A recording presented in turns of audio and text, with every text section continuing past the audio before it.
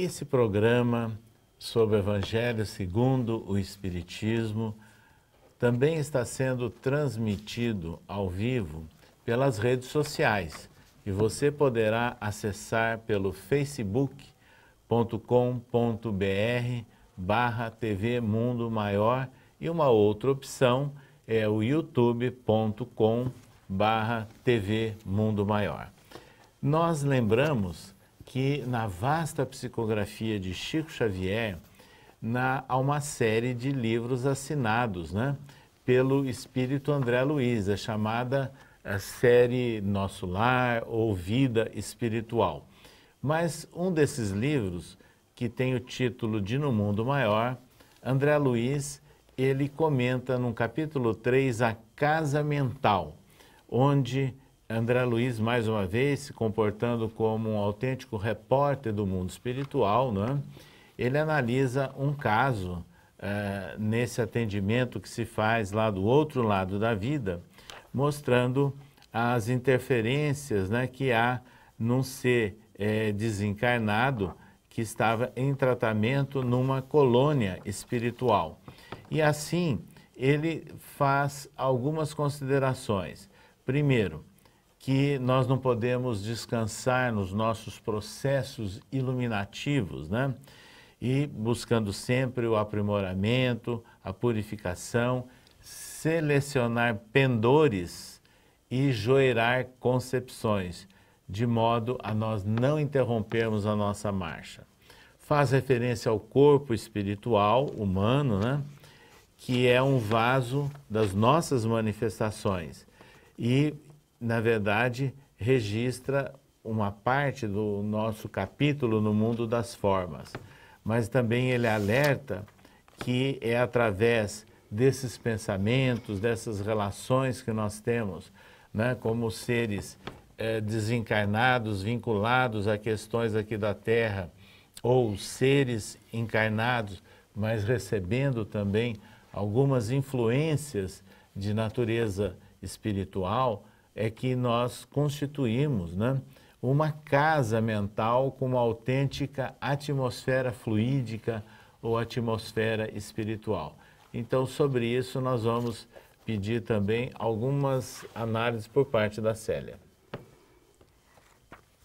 A gente pode comparar, por exemplo, a casa mental e a nossa casa espiritual, e no livro Vinha de Luz, psicografia de Francisco Cândido Xavier pelo Espírito Emmanuel, ele comenta no capítulo 133, com o título Casa Espiritual, ele comenta esse estado de construção permanente em que vivemos. E nós podemos comparar isso à construção de uma casa. Todos nós queremos a nossa moradia, queremos o nosso local. Então, quando nós vamos construir uma casa, a primeira coisa que a gente faz é uma planta destinada ao espaço, ao terreno que nós temos para a construção.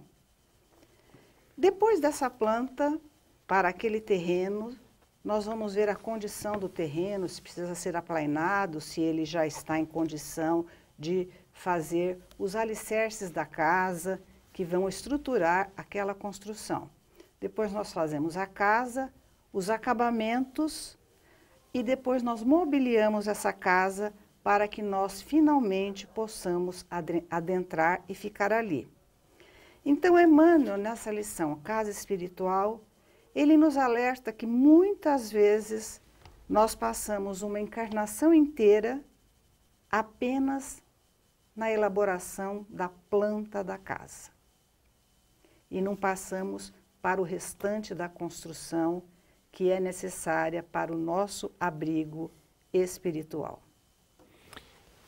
Então, uma outra nuance, dessa questão da nossa morada espiritual que a Célia fez referência, considerando nós como seres encarnados num processo de planejamento, ou seja, visando a nossa vida, experiência ou educação de natureza espiritual. Mas nós temos aí também o sentido de morada espiritual, referindo-se a estados de alma diferentes. Allan Kardec trata dessa questão num livro muito importante, O Céu e o Inferno, que, aliás, é uma obra histórica, porque foi a primeira obra onde há registros de estados de almas, analisando-se manifestações de espíritos, e Allan Kardec fez também um cotejo, um estudo, quem era o espírito que se manifestava, o que ele fez, quem era ele enquanto encarnado. Então, isso mostra também diferentes estados de alma. Então, nós vamos pedir ao Flávio que faça alguma consideração, inclusive lembrando que você participa de reuniões mediúnicas, como dialogador. E como é que você sente ou percebe, muitas vezes, esses estados de alma, né? Essas situações de espíritos que se comunicam? Uma das estratégias para dialogar com eles é exatamente mudar a situação ou a casa mental em que eles se encontram. Porque eles chegam presos a uma determinada situação, a um determinado quadro, em que eles, às vezes, estão presos há anos, ou às vezes há um tempo em que nem eles sabem. E muitas vezes a gente vai dialogando com eles, fazendo com que eles relembrem de uma situação anterior àquilo, uma situação que muitas vezes eles já haviam esquecido. A gente tenta recordar de uma situação feliz, dentro do possível. E quando ele relembra dessa situação feliz, naturalmente o quadro em torno dele começa a se mudar e a casa mental começa a se alterar, o quadro começa a mudar. E ele começa a ver o panorama inteiro mudando. E quando ele se apercebe de onde ele se encontra, ele já se encontra em outra situação, em outro local. A mente dele construiu um outro panorama, um outro quadro, e ele, não raro, ele se reencontra com aquela pessoa que ele recordou, que ele estava ou com saudade, ou daquele momento pregresso, que ele não por acaso relembrou, que o diálogo levou ele a relembrar. Então é interessante a gente ver esses diálogos que a gente vai conduzindo e a gente só vai perguntando e ele espontaneamente vai respondendo, não ao acaso, e vai mudando o panorama mental dele e vai reconstruindo esses quadros, vai mudando a casa mental dele e ele muda o lugar de permanência dele, ou seja, a morada de onde ele se encontrava. Então ele sai daquele local onde ele estava para outro e consegue ver a situação de uma maneira diferente. Então, como ele muda o local vibratório dele, as pessoas de quem ele gosta e as que gostam dele conseguem se aproximar. Então é interessante a gente ver essa realidade na prática. Então nós estamos analisando o capítulo 3 do Evangelho segundo o Espiritismo, há muitas moradas na casa de meu pai, numa primeira parte, numa etapa inicial, analisando o conceito de morada, de casa espiritual. E a Célia fez os comentários, inclusive, sobre o primeiro trecho, a primeira parte, né? Que vosso coração não se turbe. Então, quando nós lembramos que vosso coração não se turbe e trazemos a certeza da imortalidade da alma, com vários comentários que foram feitos aqui, e que mostramos no livro de André Luiz.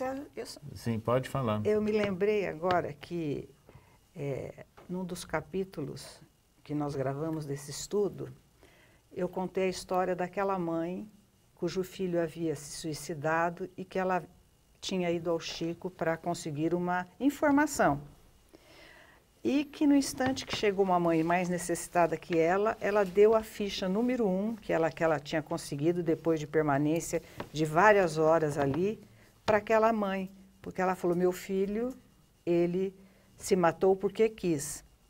Mas esse ato de bondade, de amor, de consideração pela outra mãe, abriu um caminho até a casa mental do filho suicida, que se encontrava num local de muito sofrimento, de muita dor, porque é assim que os suicidas acabam se deparando com a vida, sem terminar com a vida com o ato do suicídio.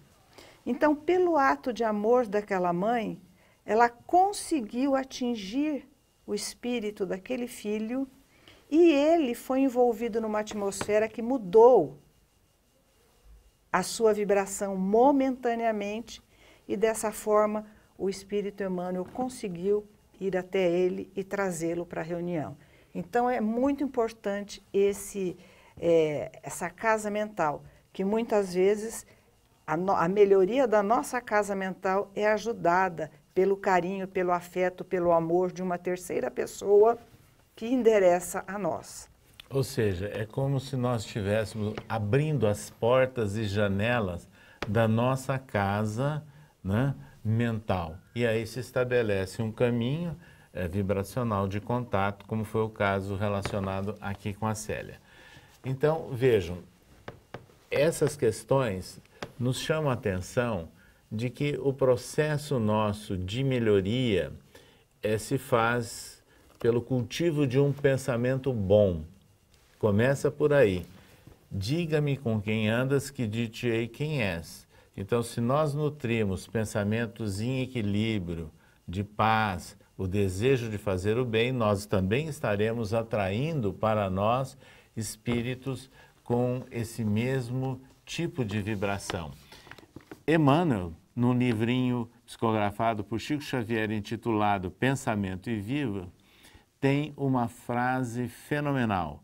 A mente é o espelho da vida em toda parte. Nós concluímos essa primeira parte do estudo do capítulo 3 do Evangelho segundo o Espiritismo com essa frase: a mente é o espelho da vida em toda parte. Até o próximo programa.